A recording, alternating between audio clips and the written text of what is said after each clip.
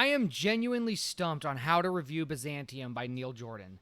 This movie feels like a 2-hour slog through an origin story told through an endless series of flashbacks within flashbacks. Our supposed tragic heroes, Eleanor and Clara, are more like unendearing blanks. There's nothing remotely sympathetic about them. Clara's tragic backstory of being forced into prostitution falls very flat when she not only just goes along with it, but starts her own brothel after becoming a vampire. As for Eleanor, she's stuck at 16 for 200 years, perpetually living with her mother's poor life choices, and we're supposed to find this tragic? The movie's attempt to make us care about the horrors of prostitution and the perils of fleeing from men fails spectacularly because there's nothing substantial to latch onto. The boredom is palpable. I had to pause and rewind multiple times, worried I might miss something crucial, only to realize that there was nothing to miss. The vampire design is laughable. They're daywalkers without fangs, living forever with nothing but a long thumbnail to show for it. Wow, what a revolutionary take on vampires.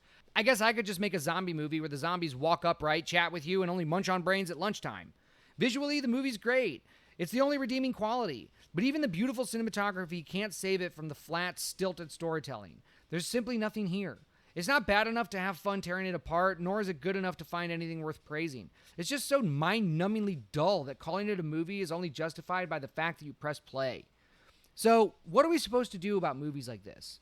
Well, there's a few things. One, you can actually spend time developing these characters to be sympathetic. Give Clara and Eleanor some depth. Show Clara fighting against her circumstances, making her more relatable. Eleanor's torment should be more profound, reflecting real emotional struggles rather than just brooding in the corner playing piano better than everybody else. This would make the audience genuinely care about their plight. Get a better plot structure. Ditch the flashbacks. Streamline the story so it progresses naturally, making it easier to follow and more engaging. A coherent timeline would help the audience connect with these characters and their journey. Actually have some innovative vampire lore. If you're going to reinvent vampires, just go all out. Give them unique abilities or weaknesses. Add that to the story rather than just a single long thumbnail. How about exploring a unique set of powers or vulnerabilities that create real tension and excitement? Give me anything. Pacing. Break up the monotony of this movie with action or suspenseful scenes. Use the film's visuals to enhance the storytelling, not just to provide a pretty backdrop to characters talking. Making the pacing even a little bit faster of this movie and cutting off 30 minutes of the runtime would do wonders for this film. And then create meaningful conflict. Introduce real stakes and conflicts that challenge the characters in meaningful ways.